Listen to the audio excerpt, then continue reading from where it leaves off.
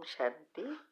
आपका प्रश्न है कि आरब आपके पेरेंट्स ने आपको बहुत सताया है, दुख दिया है, जो पढ़ना था वो नहीं पढ़ने दिया और उसके अनुसार ही सब कुछ करवाया और सब रिश्तेदार भी आपको दुख दे रहे हैं। आपकी बुढ़ापा हो गया है, अभी छोटी उम्र में बाहर जाने के लिए भी शर्म आती है। तो ये सब का कारण भी आपके माँ बाप और रिश्तेदारों को बता रहे हो और रिश्तेदार और सभी लोगों से नफरत आने लगी है। फोन भी नहीं उठाता हूँ, फिर भी वो करते ही रहते हैं। शायद 2 महीने से घर के बाहर भी नहीं निकला हूँ। मेरी प्यारी बिल्ली भी मुझे छोड़कर चली गई। क्या इन सब का कारण मेरे पूर्व जन्म के पाप है जो मुझे सता रहे हैं? उससे कैसे बाहर आऊं? उत्तर है, देखो, पहले तो अपनी सोच को बदलना है। ये जो कुछ आपके साथ हो रहा है ये आपके कर्म तो हैं, लेकिन उस भाग्य को बिगाड़ रहे हो वो खुद आप हो और कोई नहीं, ना माँ बाप ना रिश्तेदार, लेकिन आप खुद अपने पाप कर्मों को बाहर खींच रहे हो। ये हमारा जो सूक्ष्म शरीर है 4 फुट का ओरा होता है, वो हमारे स्थूल शरीर से जुड़ा है और इस सूक्ष्म शरीर में हमने जितने भी जन्म लिए वो सब कर्म एनर्जी के रूप में भरे हैं, नेगेटिव और पॉजिटिव, पाप और पुण्य। तो जब हमारा जन्म होता है तो वो जन्म हमारी पिछले कर्मों की बैलेंसित अनुसार हमें सब सुविधाएं, सगा संबंधी, माँ बाप, भाई बहन, सब परिवार मिलता है और जितना नजदीक का परिवार उनके साथ ज्यादा हिसाब किताब, चाहे पाप हो चाहे पुण्य हो। फिर जब वो हिसाब का पेपर आता है तब हम कैसे व्यवहार करते हैं उसके ऊपर हमारा भाग्य बिगड़ता है या अच्छा बनता है। तो आपने क्या किया? आपने उस हर बात को नेगेटिव सोचना शुरू किया, उल्टा ही सोचा और आपने ही सारे पाप कर्म बाहर बाहर खींच रहे हो। और ये अभी जो सिचुएशन हुई उसके जवाबदार आप खुद हो। ऐसे आपके जैसे कितने सारे लड़की लड़के का ऐसे टैक्स आया है प्रॉब्लम के। इसमें से जिसने हमने जो बताया वो किया, आज वो बहुत अच्छा आगे बढ़ रहे हैं, जीवन परिवर्तन हो गया। और जिसने नहीं समझा वो पागल बनकर घूम रहे हैं। हमने तो लाखों को पब्लिक प्रोग्राम द्वारा ये सब सिखा रहे हैं। तो ये जो है आपके, अगर आपको अपने भाग्य को सुधारना है तो एक ही रास्ता है, पहले सोच बदलनी पड़ेगी। देखो, कोई भी पेरेंट्स अपने बच्चे को ऐसी हालत में नहीं देख सकते, लेकिन आपने ऐसा क्या किया जिससे वो आपको पढ़ने में भी पैसा नहीं दे रहे हैं? तो आप पहले चेक करो कि आपकी कहां कहां भूल हुई है और उस भूल को सुधारने का प्रयत्न करो। और ये जब तक आप पॉजिटिव नहीं सोचेंगे तब तक आप ये कर्म को नहीं बदल सकेंगे। हमारे अंदर बहुत सारे पाप कर्म भरे हैं जितना आप नेगेटिव सोचेंगे उतना बाहर आएगा पाप कर्म, और आपकी जिंदगी खुद ही बिगड़ेंगे। हमारा जो पिछले जन्म का बुढ़ापा होता है ना, वो हमारे नेक्स्ट जन्म का बचपन होता है।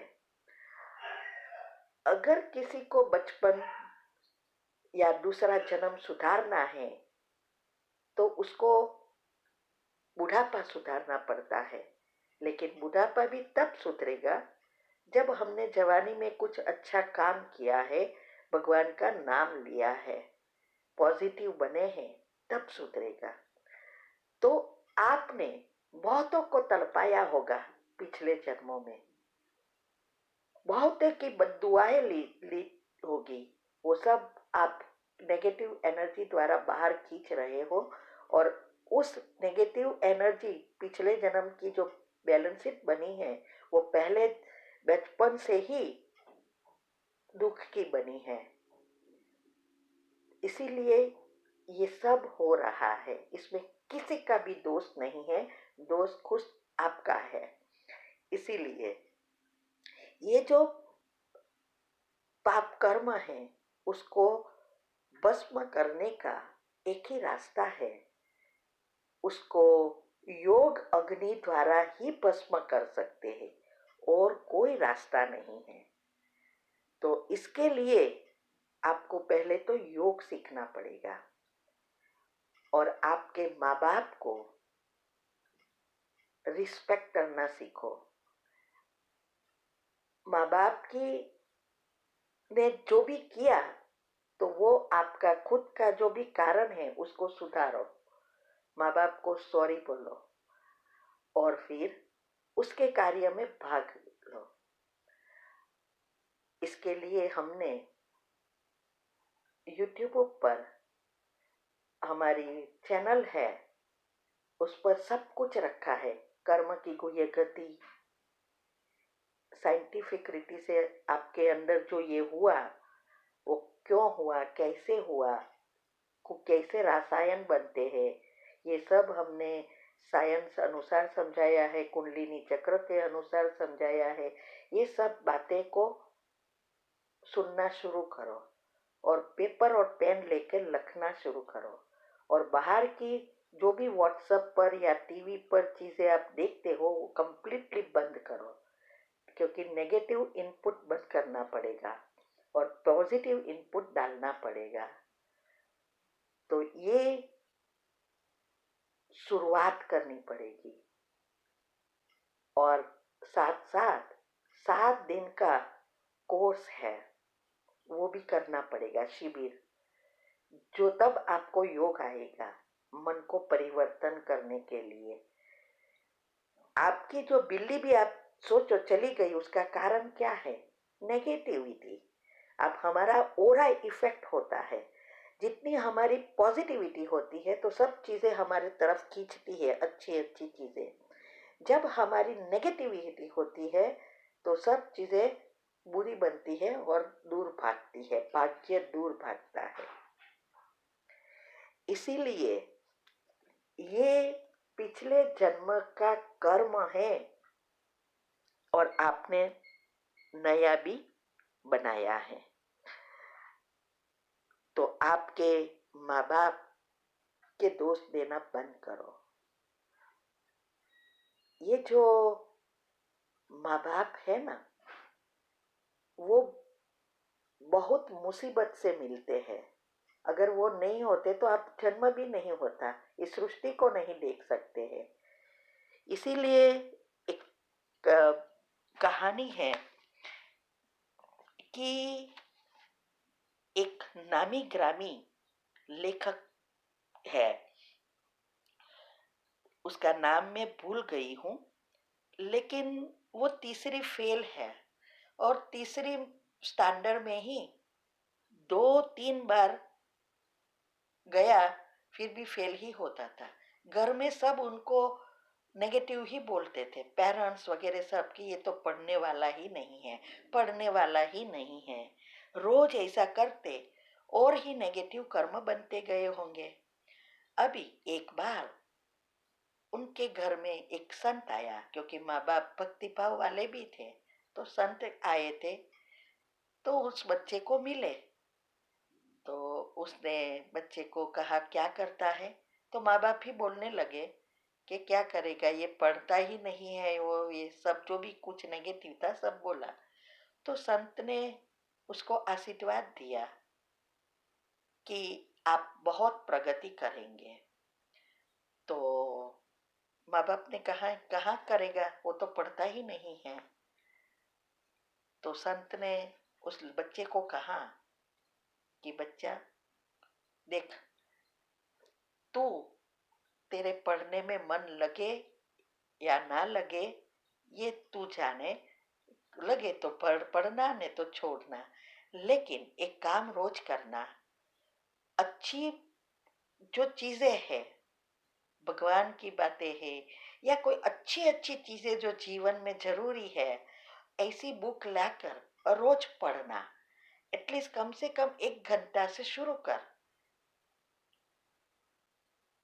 अभी संत तो चला गया और ये इस लड़के ने बुक पढ़ना शुरू किया, और बुक पढ़ते पढ़ते तो वो इतना इसमें इंटरेस्ट उसका बढ़ गया, अच्छी अच्छी बातों को ग्रहण करने में, और वो खुद टॉपिक लिखना शुरू किया। जो उसने पढ़ा बोध की, जीवन में जरूरी चीजों की, उसके टॉपिक लिखे, और इतने सारे टॉपिक लिखे कि वो एक अच्छा एक लेखक बन गया। उससे 10,000 से भी ज्यादा बुक लिखी, टॉपिक लिखे। तो अभी सोचो, एक पॉजिटिव थॉट संत का उसकी जिंदगी बदल गई, और वो कहां से कहां पर पहुंच गया। इसीलिए अगर आपको भी बदलना है तो मैं आपको, भगवान ने ये चांस दिया है, शिविर करो, योग करो, और उसके हिसाब किताब चुकतू करो, और हम जो विधि बता रहे हैं वो करना शुरू करो। और एक बात और याद रखो, माँ बाप जो है ना, माँ बाप का आशीर्वाद इतना बड़ा है। सबसे श्रेष्ठ श्रेष्ठ अगर आशीर्वाद चाहिए तो माँ बाप का मिलेगा, और इतनी ही इफेक्ट नेगेटिव बद्दुआ की होती है। इनके जैसी बद्दुआ किसी की नहीं मिलती। तो अगर हम उनके बारे में नेगेटिव सोचते हैं तो बद्दुआएं लेते हैं। उसके कार्य में सपोर्ट कर, उसका अच्छा काम करके मन को जीतते हैं तो दुआ मिलती है। इसीलिए किसी ने कहा है, अगर ईश्वर को गायन पूजन कराना है, वह आपका प्रणाम लेना है, तो मंदिर में मूर्ति बनकर बैठ जाता है और सब मूर्ति के आगे पूजन प्रणाम करते हैं, पूजन गायन करते हैं। लेकिन अगर भगवान को आपके प्रणाम का परिणाम देना है, अर्थात भक्ति का फल आशीर्वाद के रूप में देना है, तो वो सिर्फ देता है माँ बाप के द्वारा। जो माँ बाप का जो आशीर्वाद लेता है वो दुनिया में सबसे श्रेष्ठ श्रेष्ठ बन सकता है। ये हमारा भी अनुभव है। ठीक है। ओम शांति।